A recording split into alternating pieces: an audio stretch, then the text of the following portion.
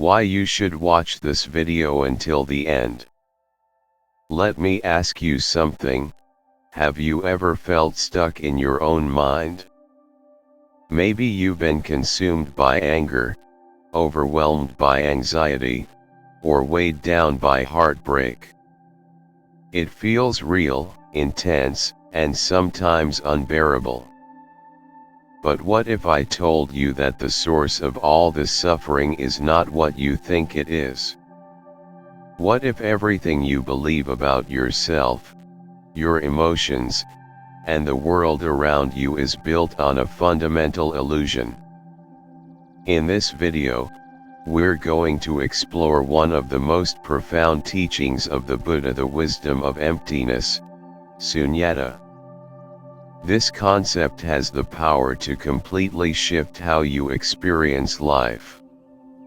When you truly understand it, you'll no longer be held hostage by your thoughts, emotions, or circumstances. Instead, you'll discover a sense of inner peace and freedom you never thought possible. But here's the catch: to truly grasp the meaning of emptiness, you need to see it from a different perspective than you're used to. And that's exactly what we're going to do. Stick with me until the end, because I'll share a powerful story that might just change the way you see yourself and the world forever. Emptiness does not mean nothingness. One of the biggest misunderstandings about emptiness, Śūnyatā, is the idea that it means nothing exists. Many people assume that when Buddhists talk about emptiness, they are saying that life is meaningless or that the world is some kind of illusion, like a dream that vanishes when you wake up. But that's not what the Buddha taught. Instead, emptiness is a way of seeing reality without adding unnecessary layers of assumptions, labels, or attachments. Things do exist, but not in the fixed, independent way we usually think they do. Everything is interconnected and arises due to conditions. Nothing stands alone or has an unchanging essence. Example: the nature of anger.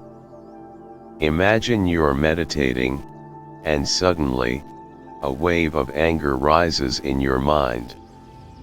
Maybe it's directed at someone who wronged you. Usually, our instinct is to react: "This is my anger. I am angry. I have a right to feel this way." But if you pause and look at the anger itself, something interesting happens. You begin to see that anger is just a passing mental event. It appears, stays for a while, and eventually fades away. It is not inherently yours. It does not define you. It only arises because certain conditions, lesson, lose their power over you. Why do we suffer? The ego, the root of all suffering. Let's take a real-life example. Picture yourself driving peacefully, enjoying your day. Suddenly, someone recklessly cuts you off in traffic. Instantly, rage floods your mind. How dare he do that to me? Your heart pounds, your grip tightens on the steering wheel, and for the next few minutes, you replay the incident over and over in your head. But ask yourself, who is this me that feels insulted? What exactly are you defending? According to the Buddha, suffering arises because we are deeply attached to a fixed sense of self. We believe in a me that needs to be protected, honored, and validated. But what if this me is just a mental construct? Story: the empty boat. There's a famous Zen story that illustrates this point. A man was rowing his boat across a river when suddenly, another boat collided into his. Furious, he shouted, "Who is the idiot steering this boat? Why don't you watch where you're going?" But as he looked closer, he realized that the boat was empty. It had just drifted downstream on its own. His anger immediately disappeared. Now imagine if the boat had a person inside. Would the situation be any different? The impact of the crash is the same. Yet, when we assign blame and make it personal, suffering arises. Lesson: if we understand that there is no fixed self to defend, we stop taking things personally. Just like the empty boat, many of life's challenges are simply drifting conditions. They are not directed at us. How to practice emptiness in daily life. Observing emotions like an outsider. So how can we apply this wisdom to everyday life? Here's a simple but powerful exercise. The next time you feel a strong emotion, whether it's anger, sadness, anxiety, or frustration, try stepping back and observing it instead of reacting to it. Instead of thinking, "I am sad," try saying to yourself, "A feeling of sadness is present." Instead of thinking, "I am anxious," try saying, "There is anxiety arising in this moment." This small shift changes everything. It helps you realize that your emotions are not who you are. They are just temporary visitors in your mind. Real life story: a meditation practitioner's experience. A long-time meditation practitioner shared that before understanding emptiness, if someone insulted him, he would hold on to anger for days, replaying the words over and over in his mind.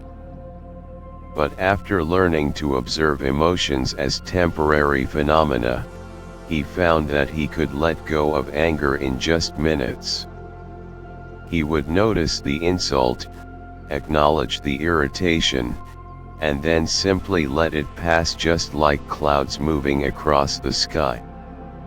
Lesson: the more you detach from emotions, the less control they have over you.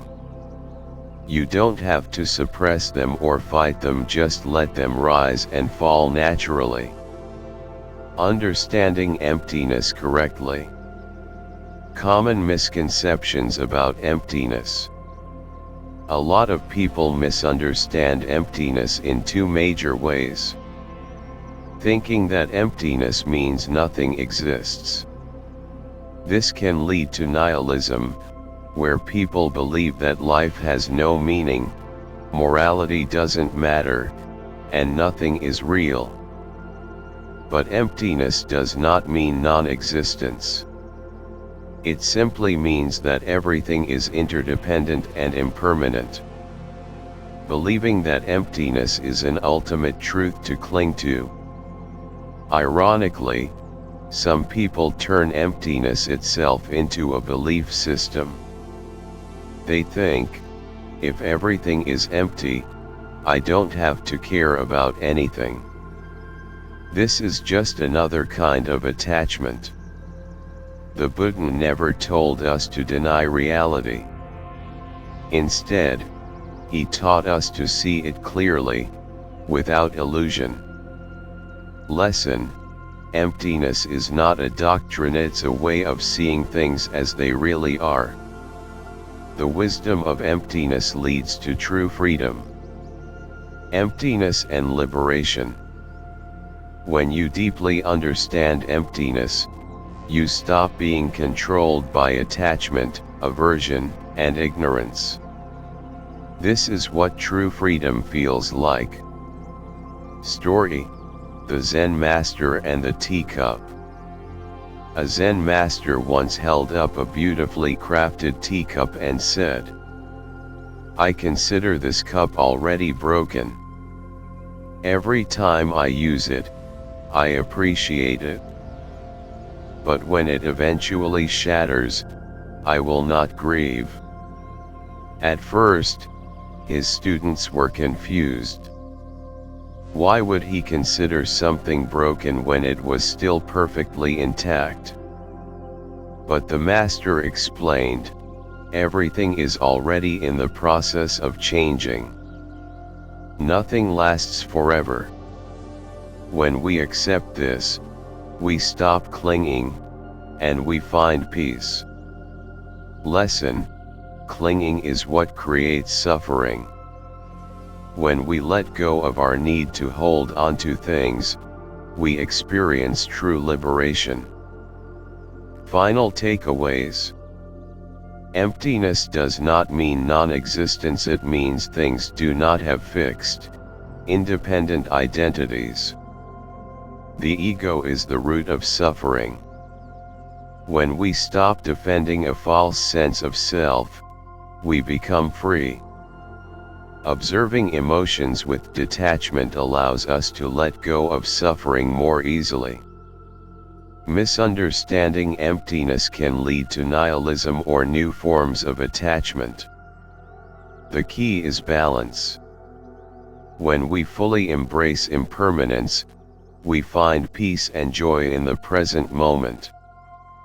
By practicing emptiness in daily life, you can live with less stress, fewer emotional burdens, and greater inner freedom. How to apply emptiness in everyday life. So, how do you bring this wisdom into your daily life? Here are 3 simple but powerful ways. Observe, don't react. When difficult emotions arise, anger, fear, sadness, pause. Observe them as passing events instead of immediately identifying with them. Let go of the idea of a fixed self.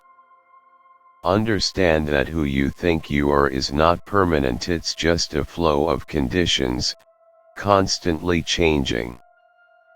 Release attachments. Everything in life is impermanent. The more you cling, the more you suffer. The moment you let. This isn't just philosophy, it's something you can apply right now. Final thought: Emptiness doesn't mean nothingness, it means freedom. When you. Now, here's my question for you: what? Until next time, may you walk in peace and wisdom.